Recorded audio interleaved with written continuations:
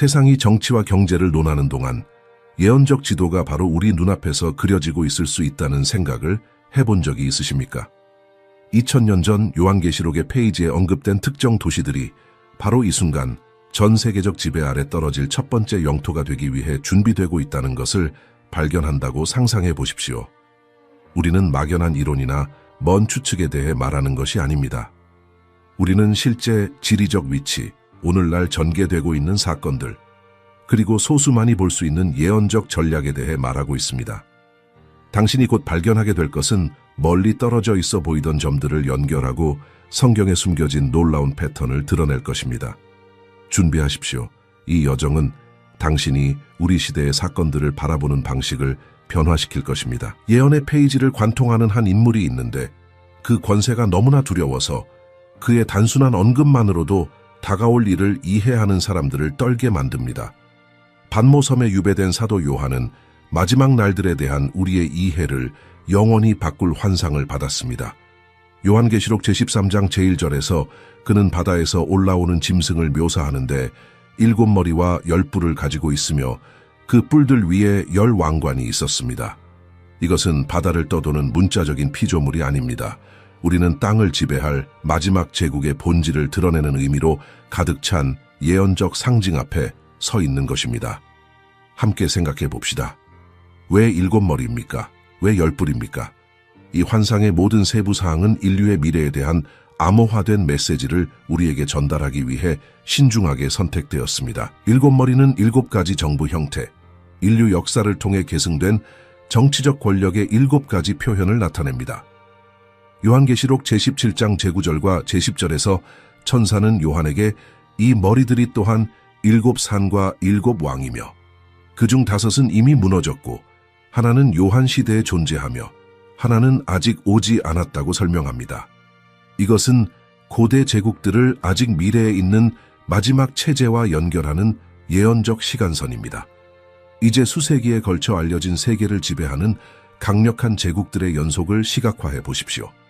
이집트, 아수르, 바빌론, 메데 페르시아, 그리스, 로마.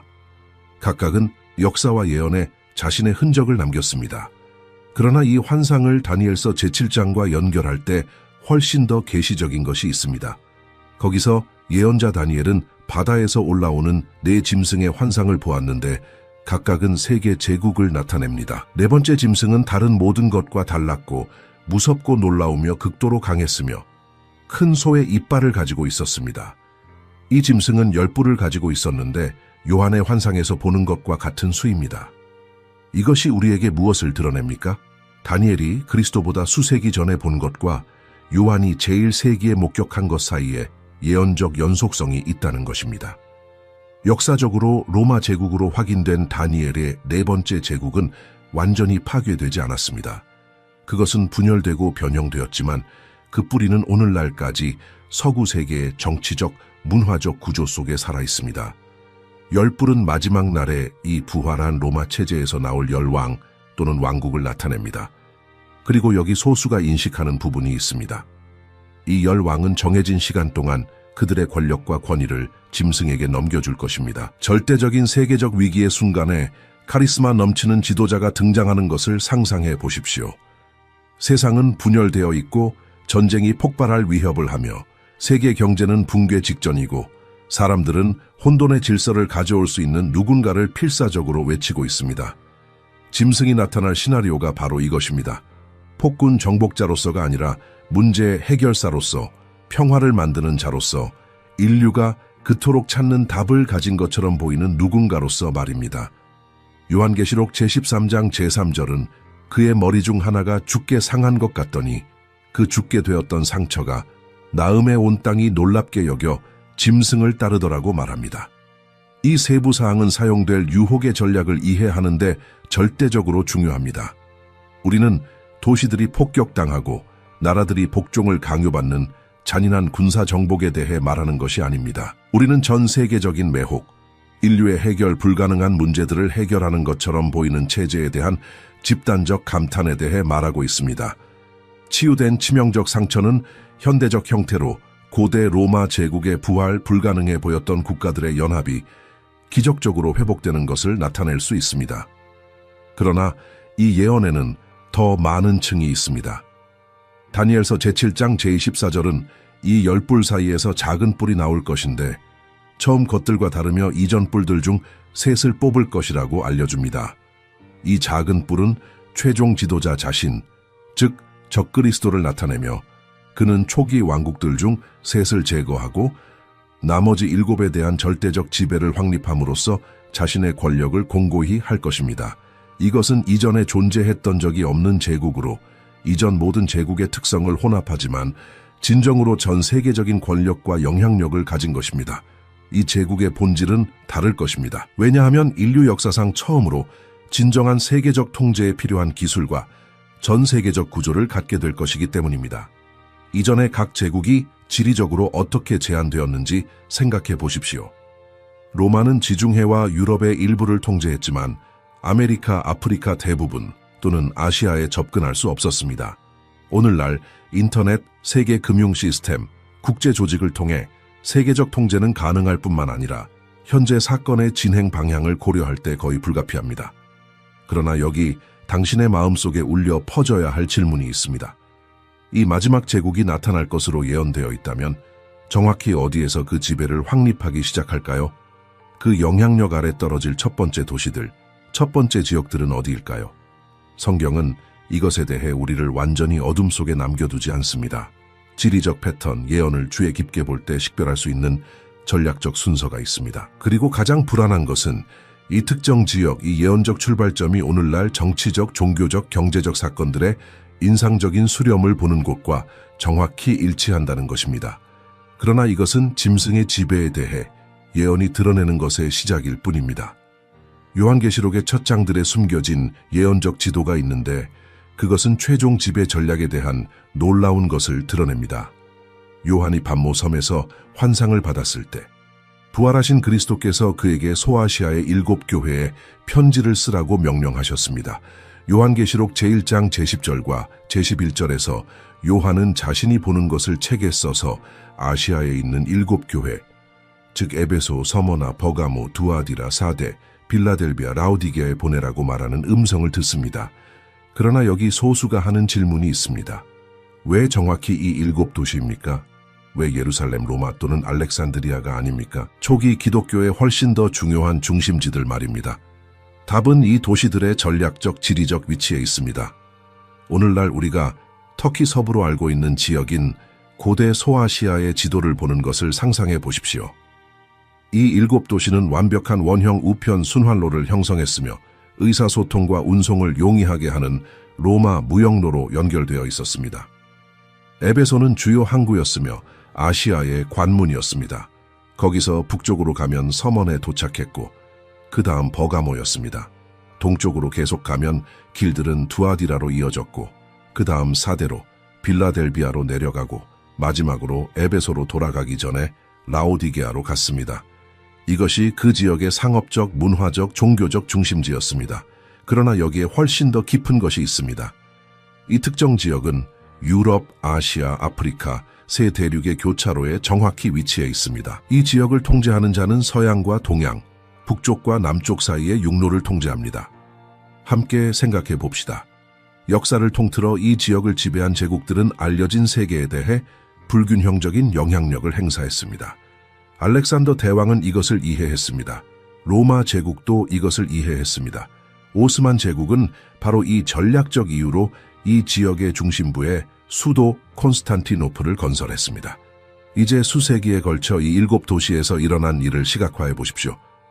그리스도께서 요한을 통해 보낸 편지들은 그 특정 회중들을 위한 메시지뿐만 아니라 배교, 타협, 영적 쇠퇴에 대한 예언적 경고도 포함하고 있었습니다.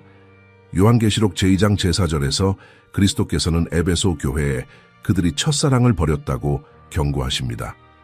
같은 장의 제13절에서 버가모에서는 그분께서 거기에 사탄의 보좌가 있음을 인정하십니다. 제20절에서 두아디라에서 그분께서는 거짓 여선지자 이세벨에 대한 관용을 정죄하십니다.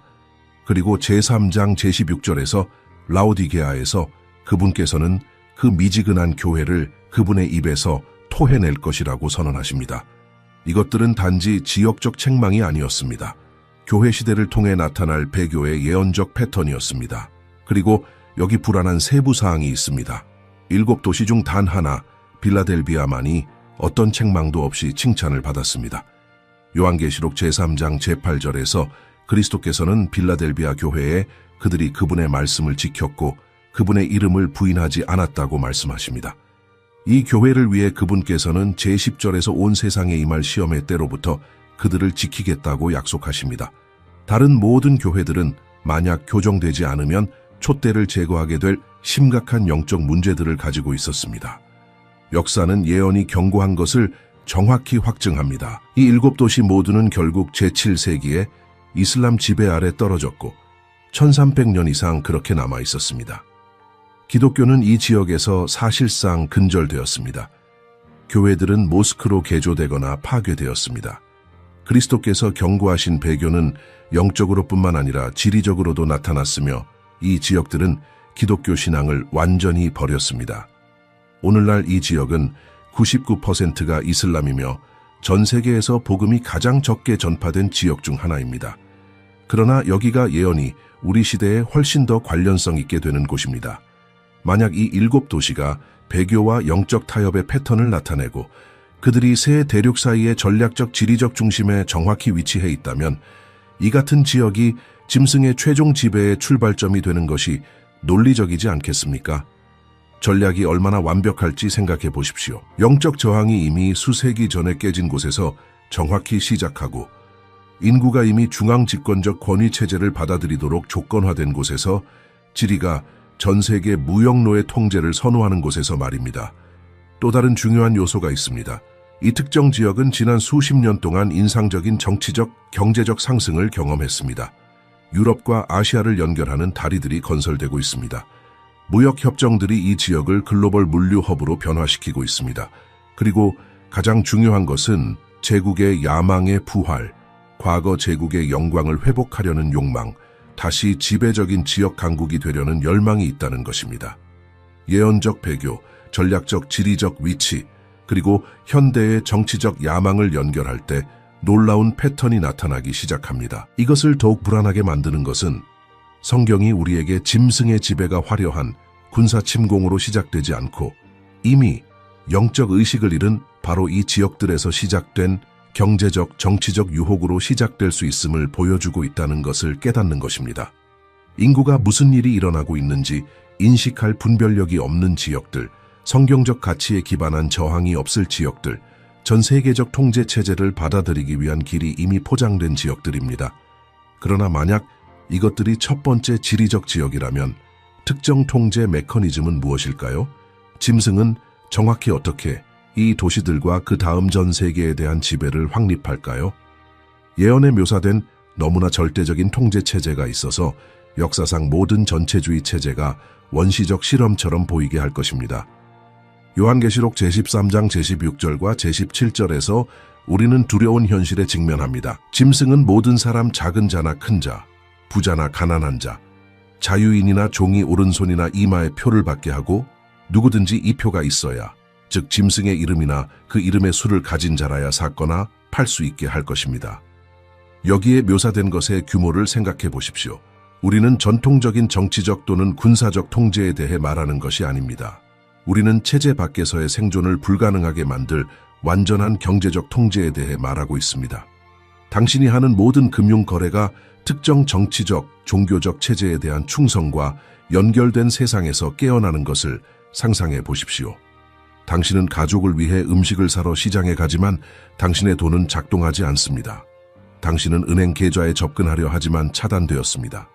당신은 일자리를 찾지만 고용될 수 없습니다. 당신은 생존을 위해 물건을 팔려고 하지만 아무도 당신에게서 합법적으로 살 수 없습니다. 이것이 짐승의 표가 제공할 통제 수준입니다. 선택사항이 아닐 것입니다. 부분적이지 않을 것입니다. 절대적이고 포괄적이며 무자비할 것입니다. 이제 이것이 전략적으로 어떻게 작동하는지 시각화해 보십시오. 경제적 통제는 군사적 통제보다 훨씬 더 효율적입니다. 돈에 대한 접근을 통제한다면 모든 모퉁이에 군인이 필요하지 않습니다. 단순히 사람들이 음식을 살 수 있는 능력을 차단한다면 감옥 수용소가 필요하지 않습니다. 짐승의 표는 진보로, 편리함으로, 안전으로 제시될 것입니다. 요한계시록 제13장 제8절에서 우리는 땅에 사는 모든 자들이 짐승에게 경배할 것이라고 알려지는데 어린 양의 생명책에 이름이 기록된 자들은 제외됩니다. 표는 이 경배의, 이 복종의, 이 절대적 충성의 가시적 상징이 될 것입니다. 그러나 현대 세계를 볼 때 상황이 진정으로 불안해지는 곳은 바로 여기입니다. 인류 역사상 처음으로 우리는 이러한 종류의 통제를 구현하는 데 필요한 정확한 기술을 가지고 있습니다. 중앙은행 디지털 통화가 수십 개국에서 개발되고 있습니다. 생체 인식 시스템은 홍채, 지문, 심지어 손의 정맥 패턴까지 스캔할 수 있습니다. 안면 인식이 가능한 감시 네트워크가 전 세계 도시에 설치되고 있습니다. 모바일 결제 앱은 이미 수십억 명의 사람들을 위해 물리적 현금을 대체했습니다. 표 체제를 위한 기술 인프라는 이미 존재합니다. 의무적 시행을 정당화할 위기만 부족할 뿐입니다. 함께 생각해 봅시다. 어떻게 수십억 명의 사람들이 완전한 통제 체제를 자발적으로 받아들이도록 설득하시겠습니까? 해결책이 합리적일 뿐만 아니라 필요해 보일 정도로 심각한 문제를 만들 것입니다. 물리적 현금이 모든 가치를 잃는 전 세계적 금융 붕괴, 모든 개인의 추적이 공중 보건 문제로 제시되는 팬데믹, 보안이 지속적인 모니터링을 요구하는 테러의 물결, 자원 배급이 중앙 집권적 통제를 요구하는 기후위기. 이러한 위기 중 하나 또는 그 조합은 체제의 자발적 시행을 위한 완벽한 환경을 만들 수 있습니다. 그리고 여기 지배 아래 떨어질 첫 번째 도시들과의 중요한 연결이 있습니다. 전 세계 경제체제는 전 지구에 동시에 시행되지 않을 것입니다. 파일럿 지역, 기술이 개선되고 대중의 수용이 측정될 테스트 지역이 있을 것입니다. 다니엘서 제7장 제24절에서 우리는 작은 뿔, 즉 최종 지도자가 열에 대한 권력을 공고히 하기 전에 새 왕을 물리칠 것이라고 알려집니다. 이것은 점진적 확장, 단계별 정복을 시사하며 갑작스럽고 보편적인 강요가 아닙니다. 이제 이 초기 테스트의 이상적인 세계의 어느 지역일지 시각화해 보십시오. 복잡한 디지털 시스템을 구현하기 위한 첨단 기술 인프라를 가진 지역이 필요할 것입니다. 많은 질문 없이 중앙 집권적 권위를 받아들이도록 이미 조건화된 인구가 필요할 것입니다. 더 큰 시장 사이의 다리 역할을 하는 전략적 지리적 위치가 필요할 것입니다. 그리고 이상적으로는 기독교적 가치에 기반한 저항이 이미 수세기 전에 무력화된 지역이 필요할 것입니다. 고대 소아시아의 중심부에 위치한 요한계시록의 7도시는 이 모든 기준에 완벽하게 들어맞습니다. 그러나 표에 대한 또 다른 중요한 예언적 측면이 있습니다. 요한계시록 제14장 제9절과 제10절에서 천사가 큰 음성으로 선포하기를 만일 누구든지 짐승과 그의 우상에게 경배하고 이마나 손에 표를 받으면 그도 하나님의 진노의 포도주를 마실 것이라고 합니다. 이것은 모든 성경에서 가장 엄중한 경고 중 하나입니다. 표는 단지 경제 체제가 아닙니다. 그것은 영적 충성의 선언입니다. 그것은 하나님의 거부입니다. 그것은 영구적인 결과를 가진 영원한 선택입니다. 그렇기 때문에 체제가 점진적으로 도입되고 진보와 편리함으로 가장되어 사람들이 자신들이 받아들이고 있는 것의 진정한 의미를 깨닫지 못할 것임을 이해하는 것이 매우 중요합니다. 이것이 어떻게 전개될 수 있는지 생각해 보십시오. 먼저 디지털 통화가 물리적 현금에 대한 편리한 대안으로 도입됩니다. 그 다음 완전한 디지털 시스템을 채택하는 사람들에게 인센티브가 제공됩니다. 이어서 물리적 현금이 점진적으로 유통에서 철수되어 디지털 시스템 참여가 필요해집니다. 마지막으로 조작되거나 실제 위기 동안 생체 인식이 피할 수 없는 보안 조치로서 금융 접근과 연결됩니다. 각 단계에서 대부분의 사람들은 합리적이고 필요하며 불가피해 보이기 때문에 받아들일 것입니다. 영적 분별력을 가진 사람들만이 형성되고 있는 예언적 패턴을 볼 것입니다. 우리를 깨어있게 해야 할 질문은 이것입니다. 기술 인프라가 이미 존재하고 전 세계적 위기가 증가하고 있으며 출발점으로 사용될 완벽하게 위치한 특정 지리적 지역이 존재한다면 이 체제가 시행되기 시작하는 것을 보기까지 얼마나 많은 시간이 남았습니까? 그리고 더 중요한 것은 경제적 압력이 견딜 수 없게 될 때 믿음의 사람들이 저항할 용기를 가질 것인가 하는 것입니다. 그러나 경제적 통제는 우리 눈앞에서 조립되고 있는 훨씬 더 큰 퍼즐의 한 부분일 뿐입니다. 대부분의 사람들이 일일 헤드라인에 주의가 산만한 동안 예언적 패턴에 놀랍도록 부합하는 지정학적 판이 조립되고 있습니다. 고립되어 볼 때 연결되지 않은 것처럼 보이는 사건들이 성경의 렌즈를 통해 관찰될 때 일관된 그림을 형성합니다.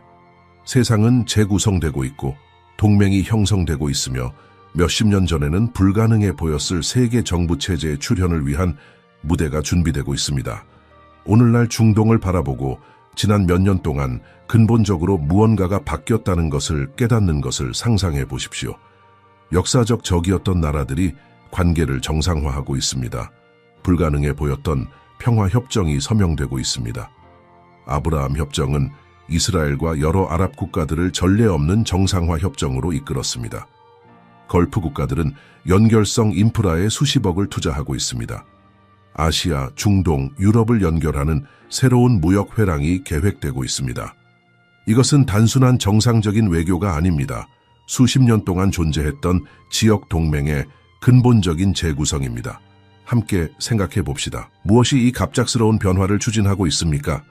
다니엘서 제11장 제사 11절부터 제사 13절까지 북방 왕이 여러 나라를 침공하고 이집트의 금, 은, 모든 보물을 통제하며 리비아인과 에티오피아인이 그의 뒤를 따르는 것에 대한 예언이 있습니다. 이 예언은 중동과 북아프리카 지역을 구체적으로 포함하는 동맹과 정복을 묘사합니다. 우리는 오늘날 정확히 이 지역들이 한 세대 전에는 상상할 수 없었던 방식으로 권력의 균형을 변화시키고 있는 경제적, 정치적 협정을 통해 재편되고 있는 것을 보고 있습니다. 이제 전 세계 정치 지도를 시각화하고 예언적 분열에 이상하게 부합하는 지역 권력 블록의 출현을 목격하고 있다는 것을 인식하십시오. 유럽은 연합을 유지하기 위해 고군분투하고 있지만 동시에 더 많은 정치적, 군사적 통합을 필사적으로 추구하고 있습니다. 러시아는 옛 소비에트 공화국들에 대한 영향력을 재확립하고 있습니다. 중국은 대규모 인프라 이니셔티브를 통해 그 범위를 확장하고 있습니다. 그리고 이 모든 것의 한가운데 이 모든 블록을 연결하는 지역인 고대 소아시아와 중동이 소수만이 주목하고 있는 변화를 경험하고 있습니다. 여기에는 무시할 수 없는 패턴이 있습니다. 세상이 위기에 직면할 때마다 반응은 항상 같습니다. 더 많은 중앙 집권화, 더 많은 국제 협력, 더 많은 글로벌 거버넌스 구조입니다. 2008년의 금융위기는 글로벌 은행 규제에 대한 요구로 이어졌습니다. 2020년의 팬데믹은 국제적으로 조정된 보건 시스템에 대한 요구를 초래했습니다. 기후변화는 구속력 있는 글로벌 협정을 정당화하는 데 사용됩니다. 모든 위기마다 더 많은 국가 주권이 국제조직으로 이전됩니다. 그리고 대부분의 사람들은 이것이 합리적으로 보이기 때문에 어떤 나라도 혼자 해결할 수 없는 문제들에 대한 유일한 해결책처럼 보이기 때문에 이것을 받아들입니다. 그러나 여기 성경이 이 경향에 대해 우리에게 보여주는 것이 있습니다. 요한계시록 제17장 제12절과 제13절에서 우리는 열뿔이 아직 나라를 얻지 못한 열 왕이지만 짐승과 더불어 임금처럼 1시간 동안 권세를 받을 것이라고 읽습니다. 그들이 한 뜻을 가지고 자기의 능력과 권세를 짐승에게 줄 것입니다. 이것은 국가 지도자들이 자발적으로 중앙집권 정부의 권위를 양도하는 것에 대한 묘사입니다. 강제된 정복이 아닙니다. 그들이 직면한 글로벌 문제들에 대한 다른 대안이 없다는 믿음에 기반한 자발적 복종입니다. 이것이 오늘날 어떻게 전개되고 있는지 생각해 보십시오. 세계 지도자들은 새로운 세계 질서의 필요성에 대해 공개적으로 말합니다. 글로벌 경제 포럼은 세계 경제의 대대적 재설정을 논의합니다. 국제 조직들은 글로벌 공동선의 이름으로 국가 주권을 제한할 조약을 제안합니다. 이러한 발전들 각각은 독립적으로 볼 때 합리적으로 보일 수 있습니다. 그러나 당신이 그것들을 더 큰 패턴의 일부로 볼 때 그것들이 모두 같은 방향으로 점점 더 중앙 집권화된 권력 구조를 향해 움직이고 있다는 것을 깨달을 때 예언적 그림은 무섭도록 명확해지기 시작합니다. 그리고 여기가 글로벌 불안정이 중요한 촉매제가 되는 곳입니다. 마태복음 제24장 제6절과 제7절에서 예수님께서는 우리가 전쟁과 전쟁의 소문을 들을 것이며 민족이 민족을, 나라가 나라를 대적하여 일어날 것이고 곳곳에 기근과 지진이 있을 것이라고 예언하셨습니다. 이것들은 산고의 시작으로 묘사되며 훨씬 더 큰 일이 올 것을 알리는 진통입니다. 세상은 정확히 이러한 종류의 증가하는 불안정을 경험하고 있습니다. 지역 분쟁이 증가하고 있습니다. 강대국 간 긴장이 높아지고 있습니다. 제2차 세계대전 이후 확립된 세계 질서가 명백히 무너지고 있습니다. 이제 이 불안정이 임계점에 도달할 때 무슨 일이 일어날지 시각화해 보십시오. 여러 위기가 동시에 수렴할 때, 사람들이 안전과 안정을 필사적으로 원할 때, 두려움이 다른 모든 고려사항을 압도할 때 말입니다. 바로 이 순간에 지도자가 명백히 기적적인 해결책을 가지고 나타날 것입니다. 무차별적인 힘을 통해서가 아니라 카리스마, 겉보기 지혜, 그리고 반대 파벌을 통합하는 능력을 통해서입니다. 다니엘서 제8장 제25절에서 우리는 이 지도자가 놀랍게 파괴하고 형통하며 자의대로 행하고 그 손으로 속임수를 행하여 번영하게 할 것이라고 알려집니다. 중요한 질문은 이 지도자가 진공 상태에서 나타나지 않을 것임을 인식하는 것입니다. 집안은 지금 준비되고 있습니다. 권력 구조는 지금 재편되고 있습니다. 예언적 동맹은 지금 형성되고 있습니다. 그리고 이 모든 것이 수렴될 특정 지역, 첫 번째 도시들이 이 새로운 지배체제 아래 떨어질 곳은 예언된 것을 위한 길을 준비할 종류의 지정학적 변화를 정확히 경험하고 있습니다. 그러나 이 지도자는 정확히 어떻게 몇몇 나라뿐만 아니라 전 세계를 유혹하는 데 성공할까요? 스스로 지혜롭다고 여기는 많은 사람들까지도 속일 정도로 효과적일 특정 속임수의 방법론은 무엇입니까? 예언에 묘사된 너무나 정교한 속임수의 방법론이 있어서 인류의 대부분이 자발적으로 자신의 노예 상태를 받아들이게 할 것입니다. 데살로니가 교회의 편지를 쓴 사도 바울은 최종 지배가 어떻게 확립될 것인지에 대한 중요한 세부 사항을 드러냈습니다. 데살로니가후서 제2장 제3절과 제4절에서 바울은 우리가 속지 말아야 한다고 경고합니다. 왜냐하면 먼저 배교하는 일이 있고 불법의 사람 곧 멸망의 아들이 나타나기 전에는 주의 날이 이르지 아니할 것이기 때문입니다. 그는 대적하는 자라 신이라 불리는 모든 것과 숭배함을 받는 것에 대항하여 그 위에 자기를 높이고 하나님의 성전에 앉아 자기를 하나님이라고 내세우느니라고 합니다. 함께 생각해 봅시다. 어떻게 누군가가 수십억 명의 사람들이 하나님 위에 자신을 두는 권위를 받아들이도록 설득할 수 있을까요? 답은 같은 장의 제9절에 있는데 바울은 이 사람의 임함은 사탄의 역사를 따라 모든 능력과 표적과 거짓 기적을 행할 것이라고 설명합니다. 우리는 단순한 속임수나 일반적인 정치 선전에 대해 말하는 것이 아닙니다. 우리는 초자연적 현상, 사람들의 합리적 이해에 도전할 사건들, 기적적으로 보이지만 악마적 기원을 가진 권능의 과시에 대해 말하고 있습니다. 이제 이미 표적과 기사를 추구하도록 조건화된 세상에서 이것이 어떻게 전개될 수 있는지 시각화해 보십시오. 해결 불가능해 보였던 위기를 명백히 해결하는 지도자가 나타나는 것을 상상해 보십시오.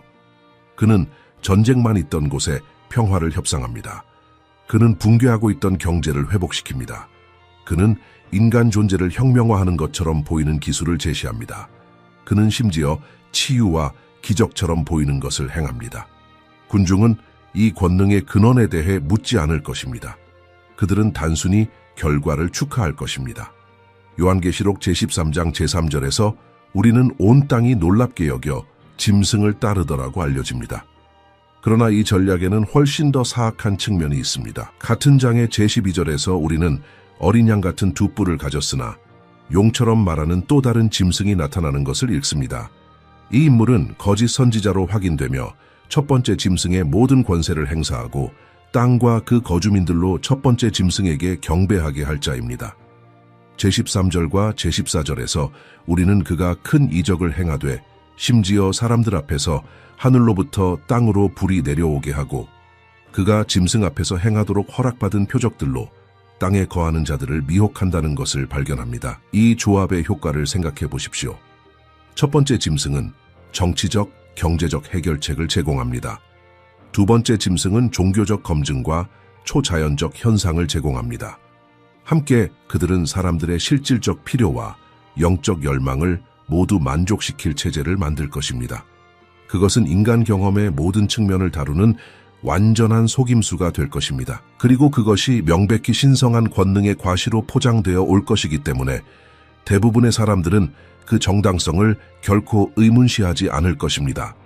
그러나 여기가 전략이 진정으로 악마적이 되는 곳입니다. 데살로니가후서 제2장 제11절에서 바울은 무서운 것을 드러냅니다.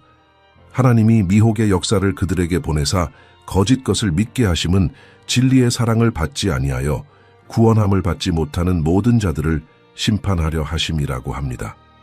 이것은 돌이킬 수 없는 지점, 진리를 거부하기로 선택한 사람들이 그들이 선택한 속임수에 넘겨질 순간이 있을 것임을 의미합니다. 단지 마귀가 속이는 것이 아닐 것입니다. 하나님께서 진리보다 거짓을 더 사랑한 사람들이 그들이 받아들인 환상에 소멸되도록 사법적으로 허락하실 것입니다. 이제 오늘날 일어나고 있는 점진적 조건화 과정을 시각화해 보십시오. 사회는 각 사람이 자신의 현실을 정의하는 상대적 진리를 받아들이도록 준비되고 있습니다. 객관성은 포용과 관용의 이름으로 해체되고 있습니다. 성경의 권위는 심지어 교회 내에서도 훼손되고 있습니다. 거짓 표적과 기사가 이미 분별력 없는 많은 기독교 그룹에서 축하받고 있습니다. 집안은 최종 속임수가 올 때 대부분이 그것을 인식할 기초를 갖지 못하도록 준비되고 있습니다. 그러나 떨어질 첫 번째 도시들과 특별히 관련된 유혹의 특정 측면이 있습니다. 요한계시록 제13장 제11절에서 우리는 두 번째 짐승이 어린 양 같은 두 뿔을 가졌다고 읽습니다. 이것은 기독교적 외양 그리스도의 모방을 암시합니다.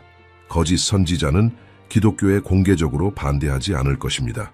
그는 명백히 기독교 가치를 대표하는 것처럼 어쩌면 공통된 진리를 중심으로 모든 종교를 통합한다고 주장하면서 올 것입니다. 이것은 공개적인 박해보다 훨씬 더 효과적인 유혹입니다. 함께 생각해 봅시다. 만약 당신이 기독교를 파괴하고 싶다면 가장 효과적인 전략은 무엇일까요? 잔인한 박해는 진정한 믿는 자들을 강하게 만들고 동정을 끌 뿐입니다.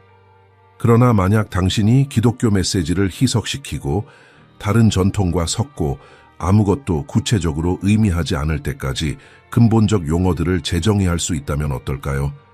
만약 당신이 정치적 권위에 굴복하고 교리적 타협을 받아들이고 진리보다 통합을 가치 있게 여기는 형태의 기독교를 만들 수 있다면 어떨까요? 이것이 바울이 불법의 사람이 나타나기 전에 올 것이라고 예언한 배교입니다. 그리고 여기 요한계시록의 7 도시와의 연결이 있습니다. 그리스도께서 그 교회들에 주신 경고를 기억하십시오. 버가모는 거짓 가르침을 용납했습니다. 두아디라는 거짓 여선지자가 하나님의 종들을 유혹하도록 허용했습니다. 사대는 살았다 하는 이름은 있으나 죽은 자였습니다. 라오디게아는 미지근했으며 차지도 뜨겁지도 않았습니다. 이것들은 단순히 지역적 결함이 아니었습니다. 교회가 마지막 날에 어떻게 속임수에 취약하게 될 것인지에 대한 예언적 패턴이었습니다. 그리고 이 교회들이 존재했던 지역들, 기독교가 결국 제거되고 거짓 종교체제로 대체된 곳은 이미 진리와 오류를 분별하는 능력을 잃었기 때문에 최종 속임수에 가장 취약할 것입니다. 그러나 이해하는 것이 중요한 유혹 전략에 또 다른 요소가 있습니다. 데살로니가전서 저장 제3절에서 바울은 사람들이 평안하다, 안전하다 할 그때에 임신한 여자에게 해산의 고통이 이름과 같이 멸망이 갑자기 그들에게 이르리니 결코 피하지 못하리라고 우리에게 경고합니다. 평화와 안전의 약속이 주요 미끼가 될 것입니다. 수년간의 혼돈, 갈등, 불확실성 끝에 명백히 질서와 안정을 가져올 수 있는 지도자는 대부분의 사람들에게 저항할 수 없을 것입니다. 이제 이 지도자가 중동에서 포괄적인 평화 조약처럼 보이는 것을 협상하는 것을 시각화해 보십시오. 다니엘서 제9장 제27절에는 한 주 동안, 즉 7년을 나타내는 예언적 한 주 동안 많은 사람들과 언약을 굳게 맺을 지도자에 대한 예언이 있습니다.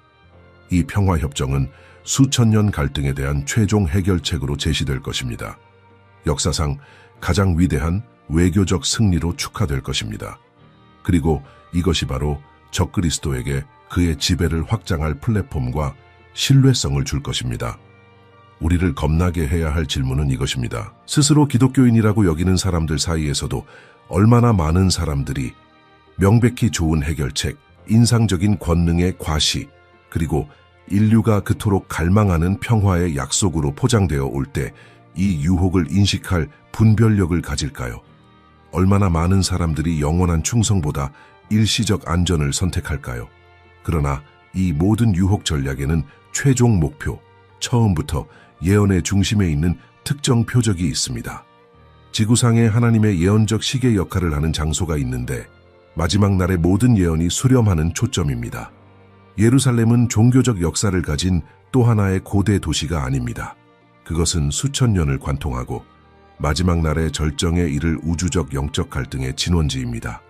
모든 지정학적 움직임, 형성된 모든 동맹, 짐승의 지배 아래 떨어지는 모든 도시, 이 모든 것은 단순히 진정한 목표를 위한 준비일 뿐입니다. 예루살렘의 통제와 이스라엘의 파괴 말입니다.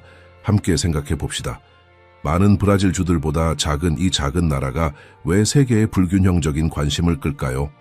중요한 천연 자원이 없는 도시인 예루살렘이 왜 지구상에서 가장 논쟁적인 지점일까요? 답은 일반적인 지정학에 있지 않습니다. 그것은 성경에 있습니다. 스가랴 제12장 제3절에서 하나님께서는 그 날에 예루살렘을 모든 민족에게 무거운 돌이 되게 하리니 그것을 드는 자는 크게 상할 것이라. 땅의 모든 나라들이 그것을 치려고 모이리라고 선언하십니다. 이것은 과거에 대한 예언이 아닙니다. 우리가 형성되는 것을 보고 있는 미래에 대한 묘사입니다. 이제 예언이 드러내는 패턴을 시각화해 보십시오.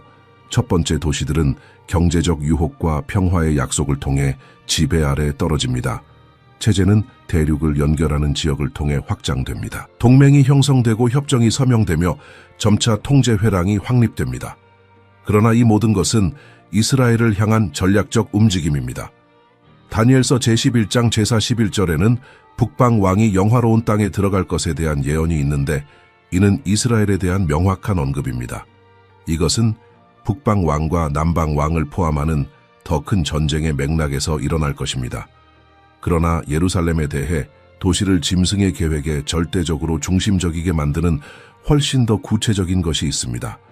요한계시록 제11장 제1절과 제2절에서 요한은 하나님의 성전과 제단을 측량하라는 명령을 받지만 바깥들은 제외하라는 지시를 받습니다. 왜냐하면 그것이 이방인들에게 주어졌고 그들이 42개월 동안 거룩한 성을 짓밟을 것이기 때문입니다. 이 42개월의 기간은 다니엘의 70주의 마지막 3년 반, 즉 대환난의 기간에 해당합니다. 이 기간 동안 예루살렘은 이방인의 통제 아래 있을 것이며 성전터에서 놀라운 일이 일어날 것입니다. 우리는 성경에서 가장 불안한 예언을 통한 이 여정의 끝에 도달했으며 드러난 것의 무게를 느끼지 않는 것은 불가능할 것입니다. 짐승의 정체성과 그의 최종 제국부터 소아시아의 7 전략적 도시까지 전 세계 경제 통제 체제부터 우리 눈앞에서 증가하는 지정학적 신호까지 악마적 유혹 전략부터 예루살렘의 최종 포위까지 이 예언적 퍼즐의 각 조각은 우리의 잠을 빼앗아야 할 정확성으로 맞아떨어집니다. 우리는 종말론적 환상이나 강제된 해석에 대해 말하는 것이 아닙니다. 우리는 우리 시대의 사건들에서 놀라운 일치를 찾는 성경의 명확한 패턴에 대해 말하고 있습니다. 짐승의 지배 아래 떨어질 첫 번째 도시들은 관통할 수 없는 미스터리가 아닙니다. 그것들은 전략적 지리, 역사적 영적 배교, 그리고 현대 정치적 발전이 수렴하는 곳에 정확히 위치해 있습니다. 그리고 이 초기 지배는 하나님과 어둠의 세력 사이의 우주적 갈등이 절정에 이를 예루살렘을 향한 피할 수 없는 움직임의 시작일 뿐입니다. 질문은 더 이상 이러한 일들이 일어날 것인가가 아니라 언제인가입니다. 그러나 이 순간의 모든 명확성과 긴급함으로 말해야 할 것이 있습니다. 예언을 아는 것만으로는 충분하지 않습니다. 신호를 이해하는 것이 아무것도 보장하지 않습니다. 중요한 것, 우리의 영원한 운명을 진정으로 정의하는 것은 우리의 충성이 어디에 고정되어 있느냐입니다. 수백만 명의 종교적인 사람들, 스스로 기독교인이라고 여기는 많은 사람들을 포함하여 그들의 믿음이 피상적이었기 때문에 진리의 깊은 뿌리가 없었기 때문에 그리스도에 대한 충실함보다 이 세상의 안락함을 더 사랑했기 때문에 속임을 당할 것입니다. 평화와 안전의 약속은 희망이 일시적 상황에 기초한 사람들에게 저항할 수 없을 것입니다. 그러나 이름이 어린 양의 생명책에 기록된 사람들, 진정으로 거듭나고 마음에 성령이 거하시는 사람들에게는 전 세계적 속임수 가운데서도 분별력이 있을 것입니다. 압력이 견딜 수 없을 때에도 저항할 용기가 있을 것입니다. 이 세상의 모든 것을 잃는 것을 의미할 때에도 충실함이 있을 것입니다. 지금은 미지근한 종교성이나 명목상의 기독교를 위한 시간이 아닙니다. 지금은 급진적 결정, 절대적 헌신, 생명 자체에 대한 사랑을 능가하는 진리에 대한 사랑을 위한 시간입니다. 그리고 이것이 이 채널이 존재하는 이유입니다. 당신이 다가올 일에 대해 정보를 얻고 경계하며 영적으로 준비되도록 유지하기 위해서입니다. 방금 받은 콘텐츠가 당신의 마음을 감동시켰다면, 이전에 인식하지 못했던 현실에 대해 당신의 눈을 열었다면 혼자만 간직하지 마십시오. 지금 바로 이 채널을 팔로우 하십시오. 왜냐하면 우리는 이 대화를 계속해야 하기 때문입니다. 마지막 날의 예언, 시대를 분별하는 방법, 증가하는 속임수 가운데 어떻게 충실함을 유지할 것인가에 대해 탐구할 것이 훨씬 더 많습니다. 추천 재생 목록을 시청하십시오. 거기서 우리는 마지막 예언의 다른 중요한 측면들을 심화합니다. 그리고 거기서 멈추지 마십시오. 채널의 다른 비디오들을 탐색하십시오.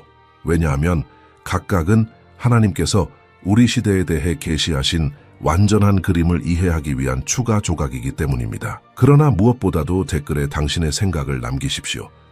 이 연구에서 당신에게 가장 큰 영향을 준 것은 무엇입니까?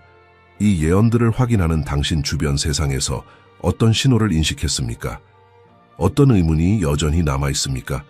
이것은 대화의 순간, 이해의 집단적 구축, 믿음 안에서의 상호 강화의 순간입니다. 함께 경계하며 준비되어 우리는 두려움이 아니라 흔들리지 않는 희망으로 기다립니다. 우리의 구속이 가까워지고 있음을 알기 때문입니다. 왕이 돌아오고 계십니다. 질문은 우리가 준비될 것인가입니다.